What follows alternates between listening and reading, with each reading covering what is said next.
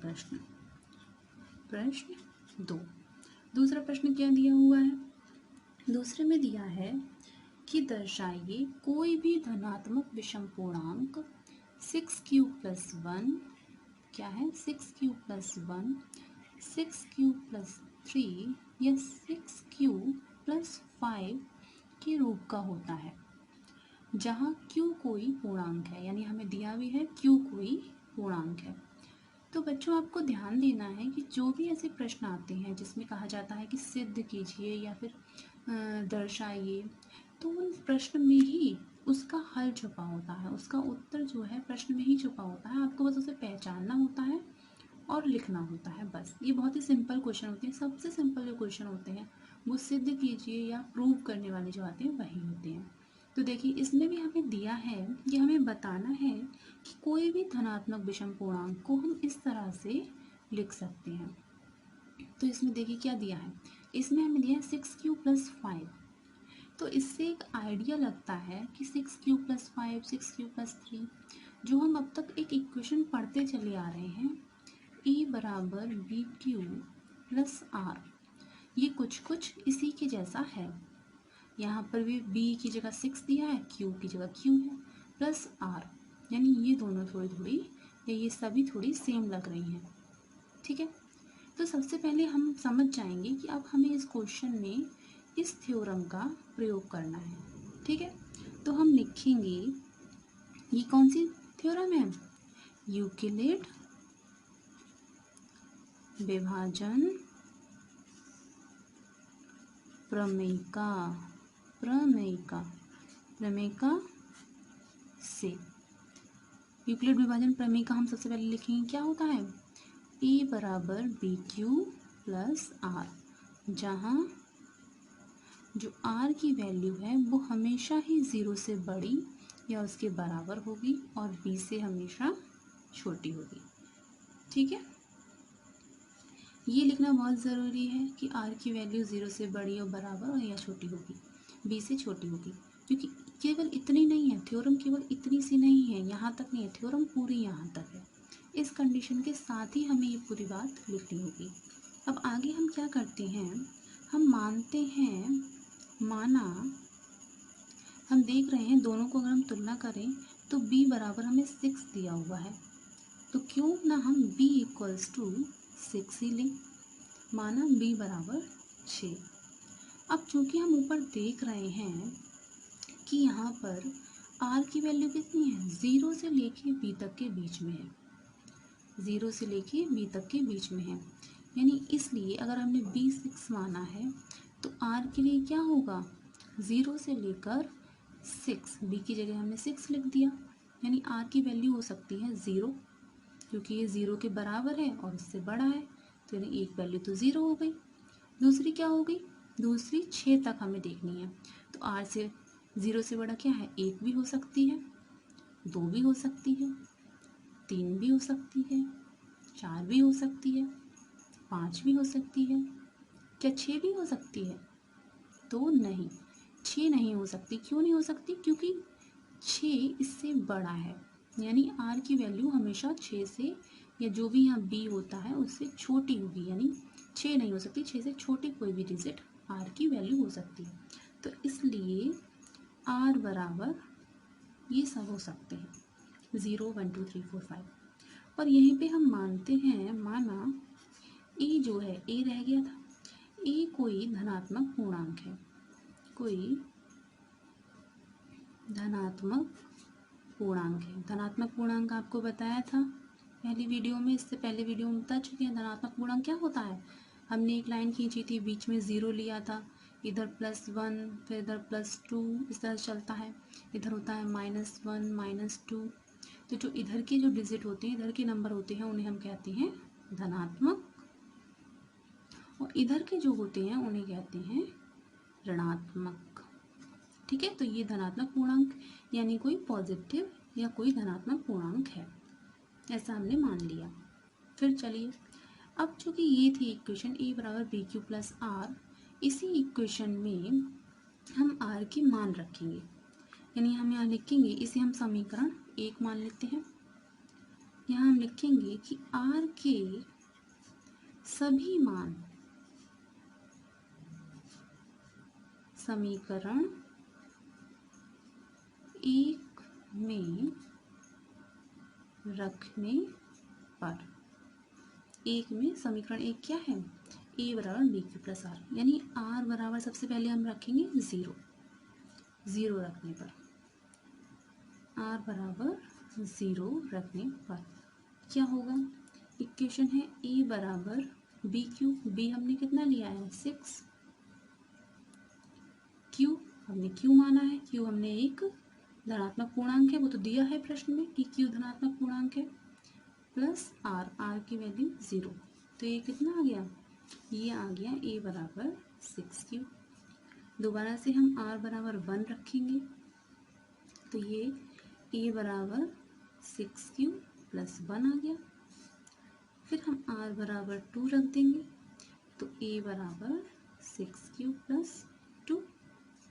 इसी तरह से आर बराबर 3, ए बराबर 6 Q plus 3, R equals to 4, तो ए बराबर 6 क्यू प्लस 4, आर बराबर हमने 5 रख दिया, तो ए बराबर 6 क्यू प्लस 5। तो इसमें जब हम देखें तो हमारी कौन कौन सी इक्वेशन मैच हो रही हैं जो क्वेश्चन में पूछी गई थी, एक थी 6 क्यू प्लस 1, तो हमारी 6 क्यू प्लस 1 आ रही है, फिर थी 6 क्यू प्लस 3, तो 6 क्यू प्लस 3 भी आ रही है, और 6 क्यू प्लस 5, तो 6 क्यू प्लस 5 भी आ रही है। यानी हम कह सकते हैं, इसे हम समीकरण 2 मान लें, ये समीकरण 3 और समीकरण 4, यानी अतः समीकरण 2, 3 और 4 से ये सिद्ध होता है, समीकरण 2, 3 व 4 से यह सिद्ध होता है, सिद्ध होता है, क्या सिद्ध होता है कि कोई भी धनात्मक विषम पूर्णांक, कोई भी धनात्मक विषम पूर्णांक क्या है, इसके रूप में 6 क्यू प्लस 1 या 6 क्यू प्लस 3 या 6 क्यू प्लस 5 के रूप में हो सकता है या दर्शाया जा सकता है। तो ये हो गया। देखिए इस तरह से इतना सिंपल था। जो क्वेश्चन हमें दिया होता है सिद्ध करने वाला, वो आप ध्यान रखिएगा कि उसी में आंसर छिपा होता है। हम सबसे पहले उसी क्वेश्चन को 2-3 बार पढ़ें तो हमें आंसर मिल जाता है। इसमें हमें दिया हुआ था 6 क्यू प्लस 1, तो हमने उससे आइडिया लगा लिया कि इसमें यूक्लिड विभाजन प्रमेय का प्रयोग किया जाएगा, और हमने उसे इस तरह से सॉल्व किया। ठीक है, चलिए नेक्स्ट क्वेश्चन देखते हैं। Question number 3। क्वेश्चन नंबर 3 है, क्या दिया है क्वेश्चन नंबर 3 में? क्वेश्चन नंबर 3 में दिया है कि किसी परेड में 616 सदस्यों वाली एक सेना या आर्मी की टुकड़ी को 32 सदस्यों वाले एक आर्मी बैंड के पीछे मार्च करना है। दोनों समूह को समान संख्या वाले स्तंभों में मार्च करना है। उन स्तंभों की अधिकतम संख्या क्या पूछा है? मैक्सिमम नंबर, यानी अधिकतम संख्या क्या है जिसमें वे मार्च कर सकें, यानी हमें बतानी है अधिकतम संख्या, उनकी मैक्सिमम नंबर क्या होगा। तो जहाँ पर हम 2 डिजिट हमें दी है, कौन कौन सी दी है? 616 और दूसरी हमें दी है 32।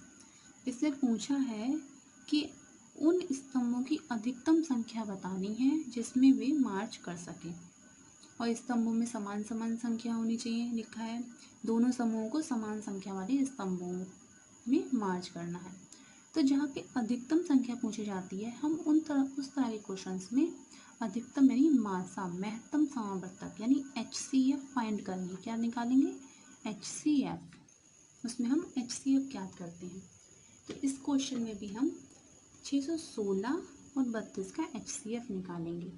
और यहाँ पर हम लिखेंगे कि स्तंभों की अधिकतम संख्या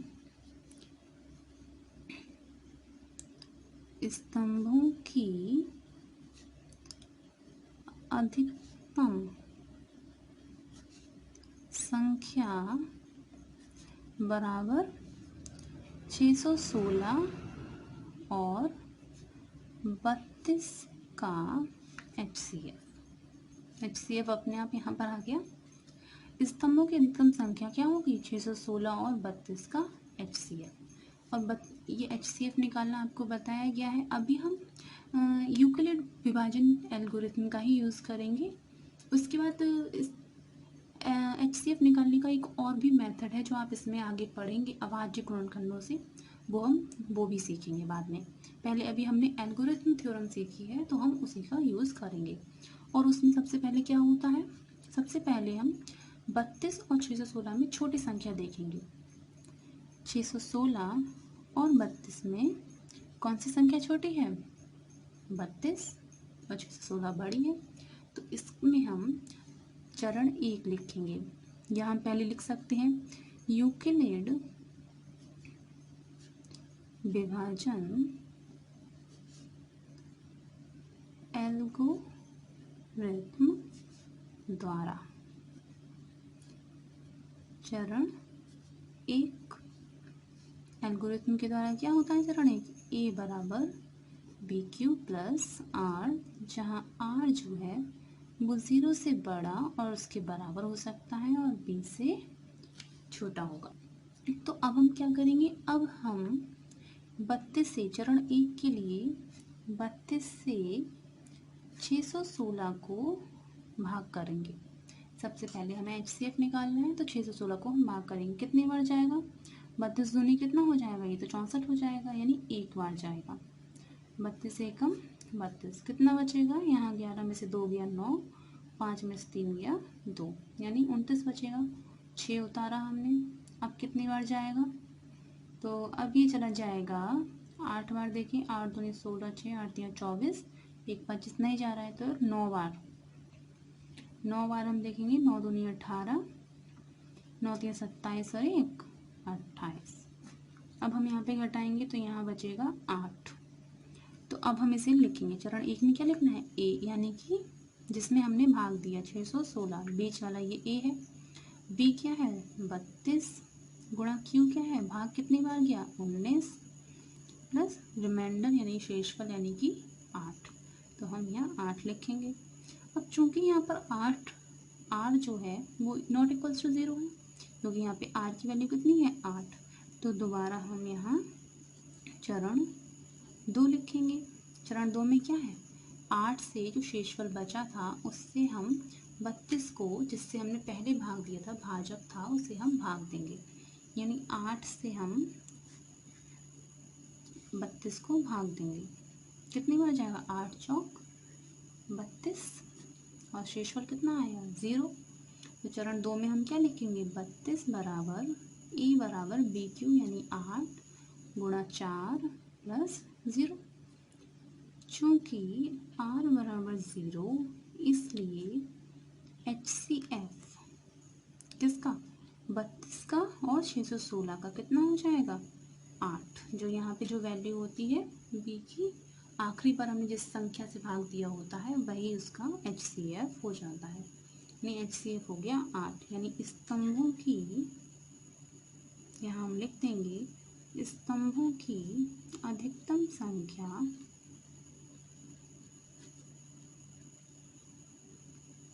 कितनी है? बराबर 8। इस तरह से ये सॉल्व हो जाएगा। ये ध्यान रखिएगा, ये एक्स्ट्रा में है, ये रफ वर्क है, इसे आप अपनी कॉपी साइड में ही करिएगा। ठीक है, तो ये हमारा क्वेश्चन नंबर 3 हो गया।